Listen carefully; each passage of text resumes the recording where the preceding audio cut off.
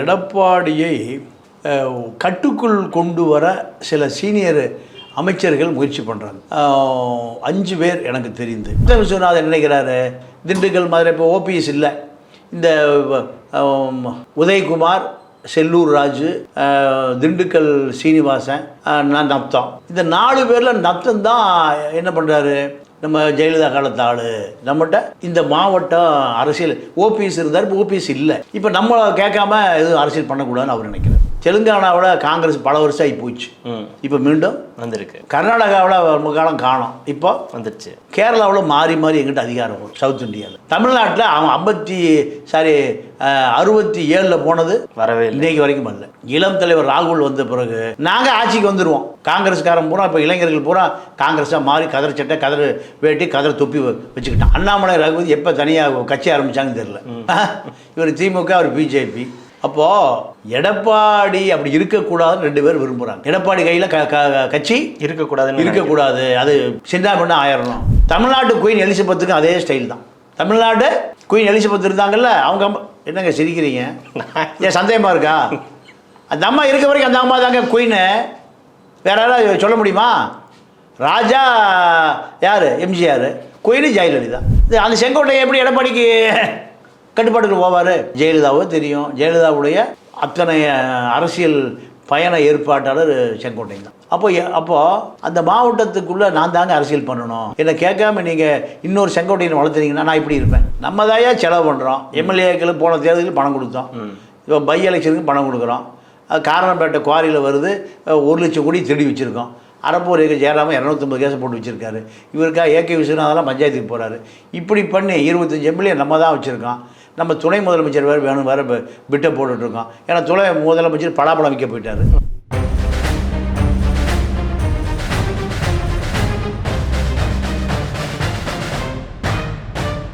பெட்ரோலுக்ஸ் நெஞ்சங்களுக்கு வணக்கம். நான் உங்கள் கார்த்திக். இன்றைய பொலிட்டிக்கல் பல்ஸ் நிகழ்ச்சியில் நம்முடைய இணைந்திருப்பவர் மூத்த பத்திரிகையாளர் திரு தமிழா பாண்டியன் அவர்கள். வணக்கம் சார். வணக்கம் சார். நம்ம கடந்த சில வாரங்களுக்கு முன்பு கூட பேசியிருந்தோம், அதிமுகவில் இருக்கக்கூடிய சில பிரச்சனைகள், எடப்பாடி தலைமைக்கு இருக்கக்கூடிய ஒரு ஆபத்து அப்படின்னு சொல்லி கூட இருந்தது. இப்போ கூட சமீபமாக அதை பற்றிய பத்திரிகையாளர்கள் நிறைய பேசிக்கிட்டு இருக்காங்க. நிஜமாகவே என்ன பிரச்சனை அவருக்கு இருக்குது? எடப்பாடி தலைமைக்கு நிஜமாகவே ஆபத்து இருக்கிறதா, இல்லை வேறு எதுவும் பிரச்சனையா? ஏன்னா தொடர்ந்து அதை பற்றிய செய்திகள் வந்துக்கிட்டே இருக்குது. சீனியர் அமைச்சர்கள் ஒரு பக்கம் அவருக்கு குடைச்சல்கள் கொடுக்குறாங்க. அது குறிப்பாக நம்ம செங்கோட்டையன் அவர்கள் அவருக்கும் செங்கோட்டையனுக்கும் ஒரு பிரச்சனை இருந்ததுன்றதை கூட நம்ம ஒரு காணொலியில் பேசியிருந்தோம். எடப்பாடியின் தலைமைக்கு ஆபத்து அப்படின்ற அந்த ஒரு செய்தின்றது திட்டமிட்டு கட்டமைக்கப்படுகிறதா, இல்லை நிஜமாகவே இப்படி ஒரு சம்பவம் நடக்குதா?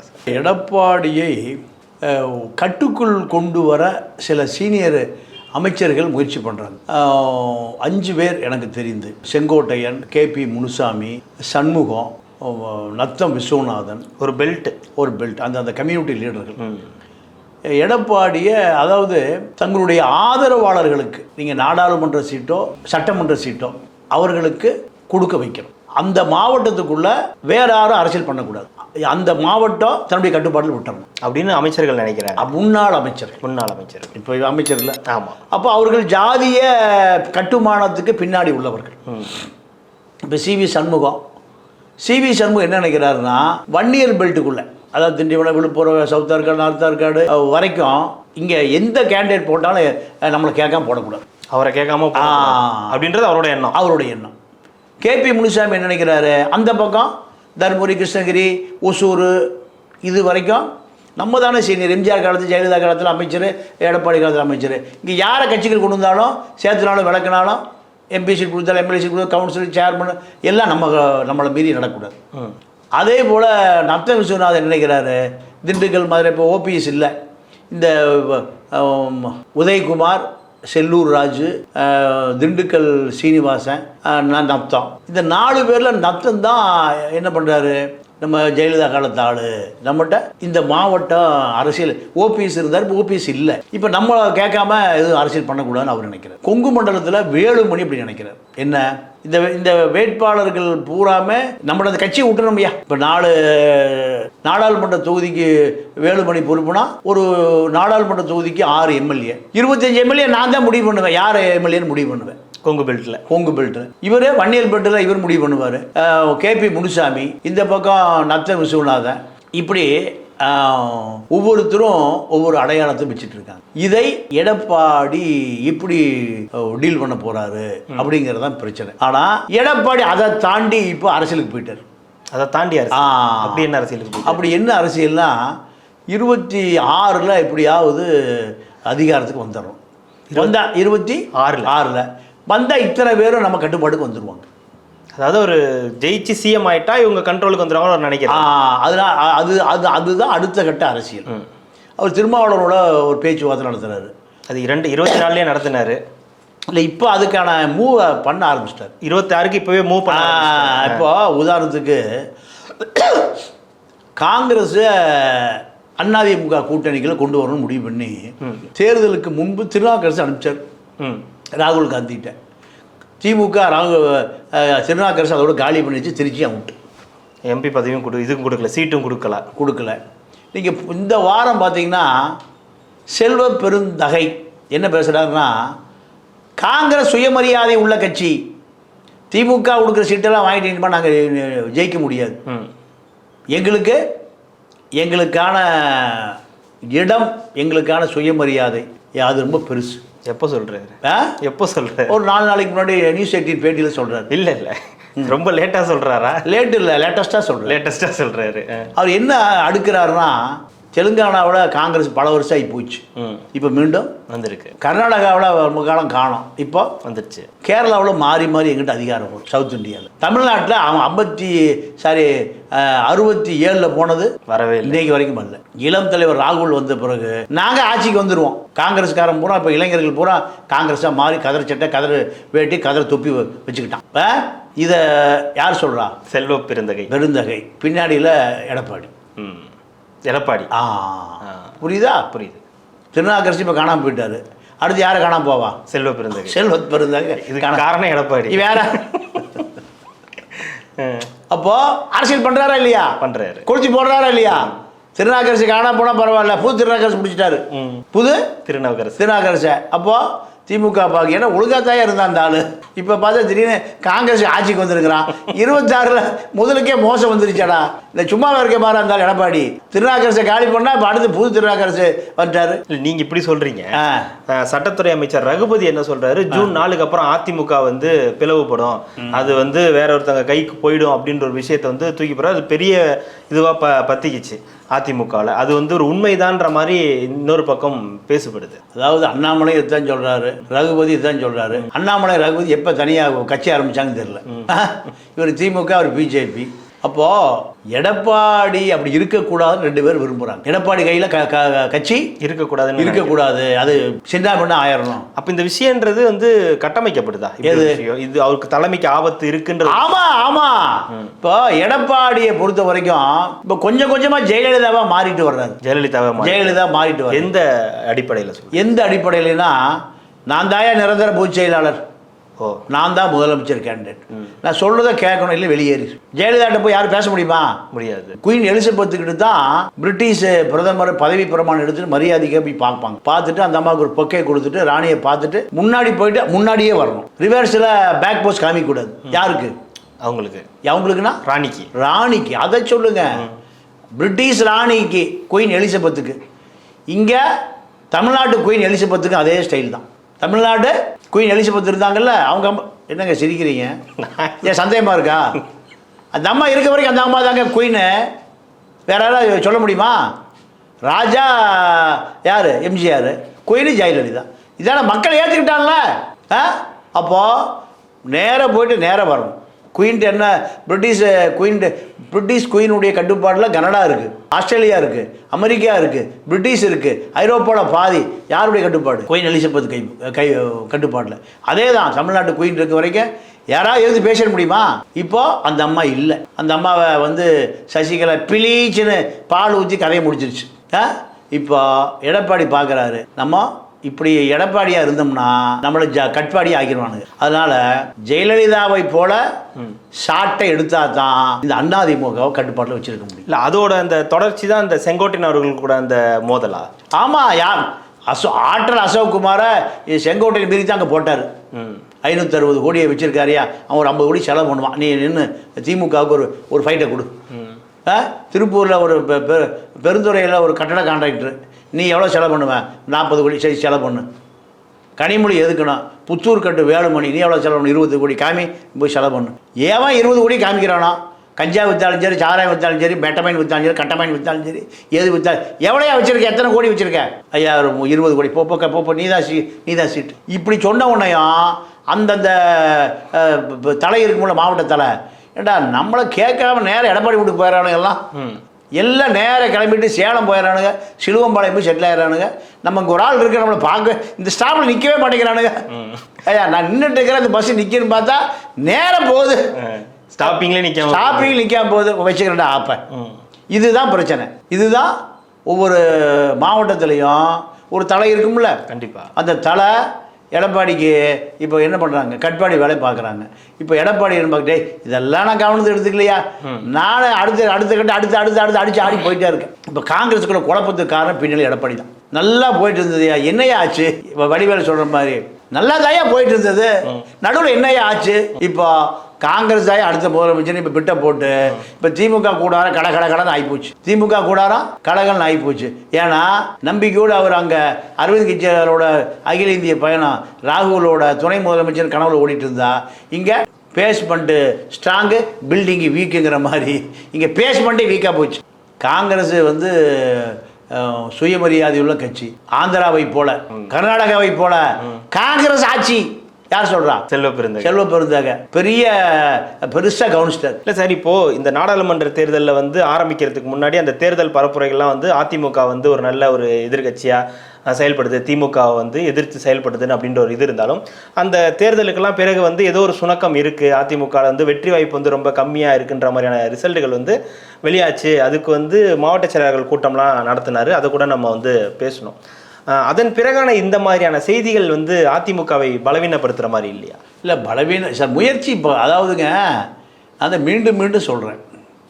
அதாவது ஜெயலலிதா வந்து ஒன்மேன் பார்ட்டி, திமுக ஒன்மேன் பார்ட்டி, எல்லா கட்சியுமே ஒன்மேன் பார்ட்டி தான். பாமக வரைக்கும் இது பிரேமலதா பார்ட்டி, இது ராமதாஸ் பார்ட்டி, இது திருமாவளவன் பார்ட்டி, எல்லா கம்யூனிஸ்டுகளை தவிர எல்லாமே ஒன்மேன் பார்ட்டி தான். அவர்கள் நம்பி தான் கட்சி இருக்குது. ஆனால் எடப்பாடிக்கு இப்போ இரண்டாம் கட்ட தலைவர்கள் மூத்த தலைவர்கள் ஜெயலலிதாவோட அரசியல் பண்ணி ஆட்கள். ஏன்னா ஜெயலலிதாவோட இவங்களாம் அரசியல் பண்ணும்போது நீங்கள் எடப்பாடி ஜூனியர் தான்.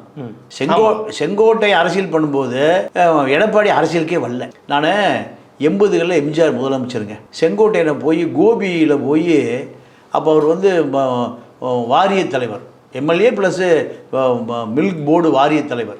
அப்போ நான் ஒரு அனைத்து இந்திய அண்ணா அதிமுகவனுடைய ஆசிரியர் அமைப்பில் செல்வராஜன் ஒரு ஆசிரியர் எனக்கு வேண்டியவர் திருவாடானையில் இருந்தார். அவர் பொண்ணுக்கு வந்து எம்ஏஸ் டைரி சயின்ஸ் முடிச்சிருந்தது. அப்போ அதுக்காக ஒரு பரிந்துரைக்காக நம்ம அவர் கோபியில் பார்த்தேன். அப்போவே அவர் பெரிய தலைவர், கோபி நகராட்சி தான் நான் பார்த்தேன். திருப்பூர் மணிமாற லெட்டர் கொடுத்து நான் அவர் போய் கோபியில் பார்த்தேன். அப்போ எடப்பாடி அரசியலுக்கே வரல. ஒரு 50-100 தொண்டர்கள், 80 நான் சொல்கிறது 80களில். அப்போது அந்த செங்கோட்டை எப்படி எடப்பாடிக்கு கட்டுப்பாட்டுக்கு போவார்? ஜெயலலிதாவோ தெரியும். ஜெயலலிதாவுடைய அத்தனை அரசியல் பயண ஏற்பாட்டாளர் செங்கோட்டை தான். அப்போது அந்த மாவட்டத்துக்குள்ளே நான் தாங்க அரசியல் பண்ணணும், என்னை கேட்காம நீங்கள் இன்னொரு செங்கோட்டையை வளர்த்துறீங்கன்னா நான் இப்படி இருப்பேன். அவருடைய கவலை நியாயமானது. இப்போ இது நியாயமாக பேசுகிறீங்க. இப்போ அதாவது தீர்ப்புன்னு வரும்போது சாட்டை சொல்கிற மாதிரி அண்ணன் தம்பி அக்கா மச்சான் அதெல்லாம் பார்க்கவே கூடாதுடா, நாயத்தை தாட்டா பார்க்கணுங்கிற மாதிரி நீங்கள் நாயத்தை சொல்லிட்டீங்க. இங்கே வேலுமணி என்ன நினைக்கிறாரு? நம்ம தாயா செலவு பண்ணுறோம், எம்எல்ஏக்களுக்கு போன தேர்தலுக்கு பணம் கொடுத்தோம், இப்போ பை எலெக்ஷனுக்கு பணம் கொடுக்குறோம், அது காரணப்பேட்டை குவாரியில் வருது 1 லட்சம் கோடி திருடி வச்சுருக்கோம். அரப்பூர் ஏக ஜெயராமன் 250 கேஸை போட்டு வச்சுருக்காரு. இவருக்காக ஏகே விஸ்வநாதன் அதெல்லாம் பஞ்சாயத்துக்கு போகிறாரு. இப்படி பண்ணி 25 எம்எல்ஏ நம்ம தான் வச்சுருக்கோம். நம்ம துணை முதலமைச்சர் வேறு பிட்டை போட்டுட்ருக்கோம். ஏன்னா துணை முதலமைச்சர் பலாப்பழம் விற்க போயிட்டார். அதனால் இவர் பார்க்கும் போது கொடுக்குற மாதிரி தெரியலையே. அவர் பக்கம் இருக்கக்கூடிய அந்த செய்திகள் வந்து நிறைய விஷயங்கள் சொல்லப்படுது சார். பாஜகவில் போய் இணைஞ்சிருவார், பாஜக அவரை வந்து பார்த்துக்கிட்டு இருக்கு.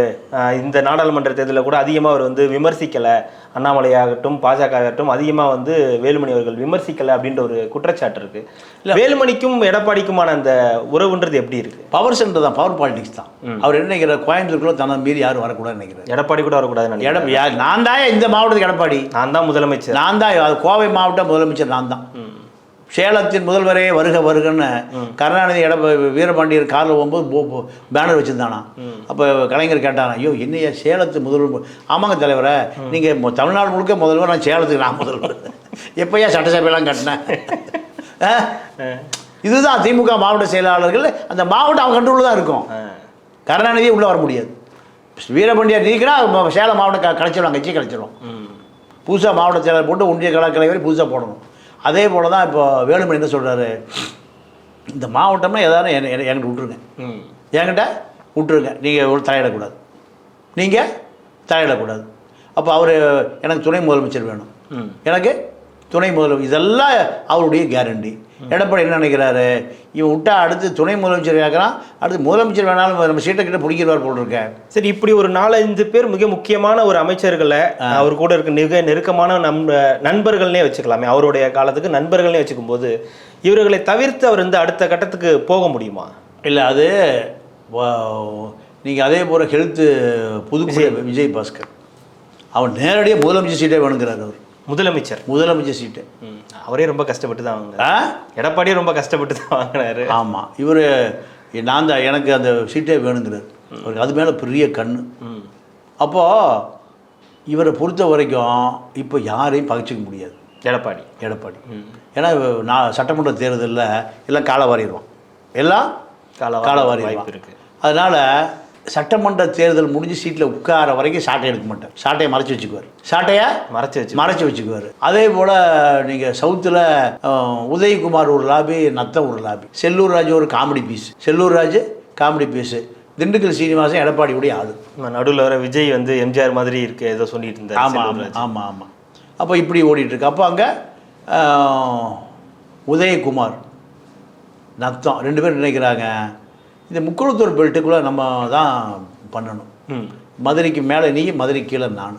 விவேக் ஒரு படத்தை சொல்லணும், ஆதான் ஹைதராபாத் உனக்கு, நிஜாமாபாத் நமக்கு. அதே போல் நெல்லூர் உனக்கு, குண்டூர் எனக்கு.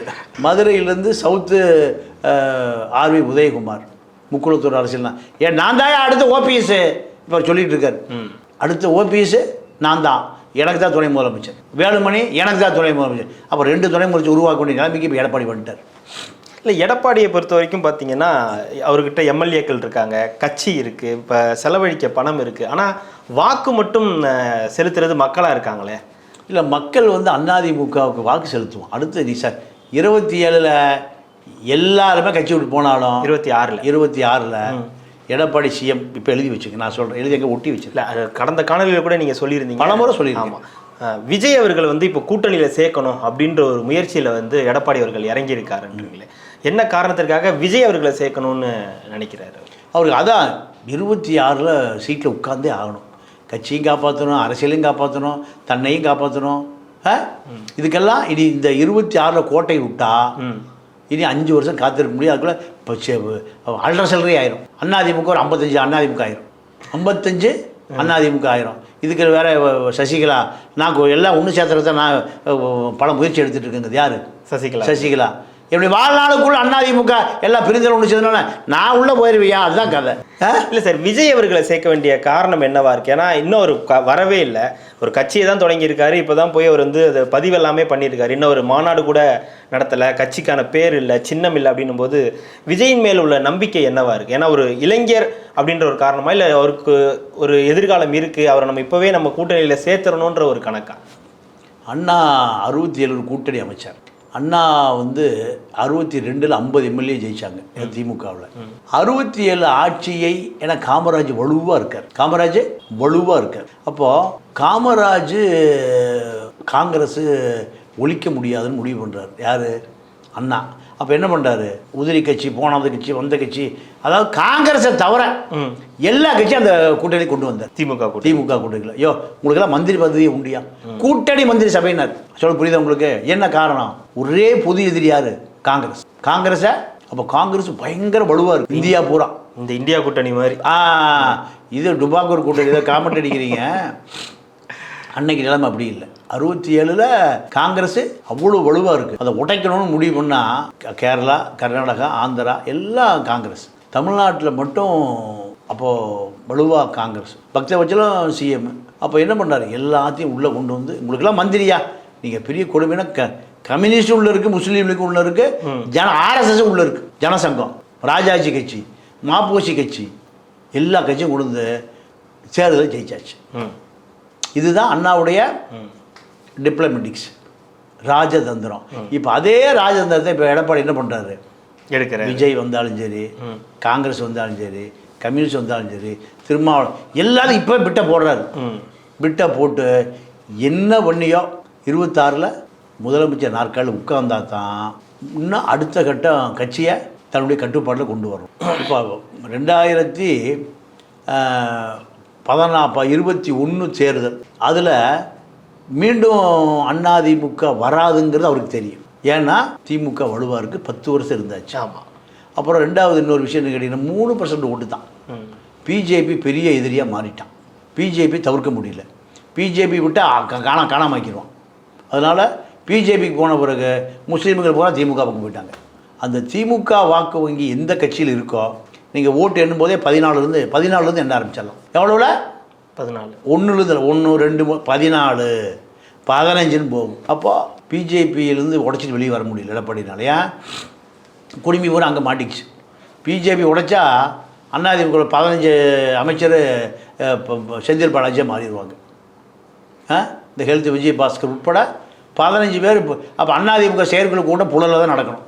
அப்போ இவங்களையும் காப்பாற்றணும். அந்த நன்றி விசுவாசம் இன்றைக்கி யார்கிட்டையும் இல்லை. ஹெல்த் விஜயபாஸ்கர்லாம் நீங்கள் திகாரில் வந்து ஒரு 40 வருஷம் போடணும். ஹெல்த் எங்கே திகாரில் 400 சுகர் இருக்கும். அந்த ஹெல்த் மந்திரிக்கு எவ்வளோ சுகர் இருக்கும், 400 இருக்கும். ஐடிசிக்கு போயிடுவார் ரிலாக்ஸ் பண்ணுறதுக்கு. கேரளாக்கார ஒரு அம்மனி இப்போ நான் ஒரு 1000 கிலோ தங்கம் வாங்கி கொடுத்தேன், கமிஷன் கொடுக்க மாட்டேன்னு பத்திரிக்கை ஆஃபீஸாக அந்த அம்மா அலைஞ்சிது, ஒரு அம்மா. அப்போது இதெல்லாம் எடப்பாடி தெரியும். அதனால் என்ன பண்ணுறாரு எடப்பாடி, எப்படியாவது சைலண்ட்டாக இருக்கார். இப்போ சைலண்டாக இருந்து சைலண்ட் கில்லர் சில கேள்விப்படுறீங்களா? ஆமாம் ஆமாம். அமைதியாக இருந்து கருணாநிதி அப்படி தான் இருப்பார். ஒன்றும் தெரியாத மாதிரி கருப்பு கண்ணாடி போட்டு யாரை பார்க்குறேன்னு தெரியாது. 50 பேர் வந்து 50 பேரையும் கண்ணாயாக பார்ப்பார். இவர் யாரை பார்க்குறான்னு தெரியாது. ஏன்னா இவர் கண்ணாடி என்ன கண்ணாடி, கருப்பு கண்ணாடி. எம்ஜிஆர் கருப்பு கண்ணாடி போட்டு ஒவ்வொருத்தருடைய உணர்ச்சிகளாக பார்ப்பார். ஆனால் இவர் யாரை பார்க்குறான்னு தெரியாது. நாஞ்சில் மாணவர் இதே கதை, இப்படியே பார்ப்பார். அப்போ இதெல்லாம் திராவிட இயக்க பாலிசி. ஆணை பார்க்குறாரா, பெண்ணை பார்க்குறாரா, யாரை பார்க்குறாரு, என்ன பார்க்குறா, உன்னை பார்க்குறா, யார் இது, இதே கதை தான். இப்போ எடப்பாடி கருப்பு கண்ணாடியே போடாமல் பார்த்துக்கிட்டு இருக்கு. அவன் ஒரு படம் பார்த்தீங்களா, தொப்பி கிப்பி போட்டு எம்ஜிஆர் பட்டம்லாம் கொடுத்தாங்கல்ல, எல்லாம் கொடுத்தாங்க. ஆனால் புரட்சி தமிழன், என்ன தமிழா, புரட்சி தமிழர். ஆனால் சமீபத்தில் அவரோட பிறந்த நாளுக்கு வந்து பெருசாக யாரும் வாழ்த்து தெரிவிக்கலை அப்படின்றது ஒரு வருத்தத்தில் இருந்து அவர் வேண்டான்ட்டார். இல்லை, ஏன்னா நமக்கு 26 தான் நம்ம டார்கெட். அதுக்கு உண்டான வேலை பாருங்கள். அதுக்குள்ளே பல மாவட்ட தலைவர்கள் குத்துறாங்க. ஆனால் அதை மீறி இந்த நாவலர் நெடுஞ்செழியனுக்கு ஏற்பட்ட நிலைமை தான் இந்த 2ஆம் கட்ட தலைவர்களுக்கு ஏற்படும். அது சிவி சண்முகமாக இருந்தாலும் சரி, செங்கோட்டையராக இருந்தாலும் சரி, ஆர்வி உதயகுமார், ரத்த விஸ்வநாதன், கேபி முனுசாமி, இப்படி யார் எடுத்துட்டாலும் சரி எடப்பாடியை நீங்கள் ஒன்றும் பண்ண முடியாது. என்ன காரணம் கேட்டிங்கன்னா, இப்போ 66 எம்எல்ஏ 4 பக்கம் போயிட்டாங்க. 62 பேர் யாரை நம்பி வந்தாங்க, எடப்பாடி. மக்கள் எடப்பாடி நம்பி தான் ஓட்டு போட்டாங்க. இப்போ தேர்தல் வந்துன்னா எத்தனை சதவீதம் ஓட்டு வருதுன்னு தெரிஞ்சு போயிடும். 20% கண்டிப்பாக ஓட்டு வாங்க நான் நினைக்கிறேன். போன முறை நாடாளுமன்ற தேர்தலில் இதை 24 வாங்கினார். இதெல்லாம் யார் நம்பி போட்டாங்க, எடப்பாடி. இப்போ பிஜேபி விட்டு ஒட்டச்சிட்டு வெளியே வந்தார, எல்லா மந்திரிகளும் போய் உடைக்கூட போகக்கூடாதுனாங்களே. நான் ஜெயிலுக்கு போகிற தயாராக இருக்கேன், யாராவது கூட வர்றீங்க, எல்லாம் கிளம்பி போயிட்டாங்க. பிஜேபி உடைச்சது உண்மை எடப்பாடியுடைய தனித்தன்மையா இல்லையா? கண்டிப்பாக. அமித்ஷா கூட மிரட்டுறாரு, அண்ணாமலை மிரட்டுறாரு, அமர் பிரசாத் ரெட்டி மிரட்டுறாரு, கேசவ நாய் மிரட்டுறாரு. கடைசியில் இப்போ கிளை செயலாளர் வரைக்கும் மிரட்டுறாங்க. யாரை? எடப்பாடியை. உள்ளே போயிடுவார், நீ உள்ளே உணர்ச்சி வெளியே போன, நான் பிஜேபி சேர மாட்டேப்பா. அப்போ அதோட பிளானே 2026 தான். 26 அதிகாரத்துக்கு வந்தா தன்னை எதிர்க்கிற அத்தனை பேரும் தன்னுடைய கட்டுப்பாட்டுக்கு வந்துடுவாங்க. அது வரைக்கும் சைலண்ட் கில்லரா இருக்கும். சைலண்ட் கில்லர் தான். அதனால இது வரைக்கும் வடிவேல் சொல்றது, எத்தனை அடிச்சாலும் அடியே வாங்குறாயா, நல்லாவான்னு சொல்லிட்டாயா, எவ்வளவு அடிச்சாலும் தாங்குறாயா, அடிச்சு கைதாயா வலிக்குது, வலிக்காதுங்கிறா. இதுதான் எடப்பாடி. மிக்க நன்றி சார். இவ்வளவு நேரம் உங்களுடைய நேரத்தை ஒதுக்கி எங்களுக்காக பல்வேறு தகவல்களை பகிர்ந்தமைக்கு ரெட்ரோலுக்கின் சார்பாக மிக்க நன்றி. நன்றி, வணக்கம்.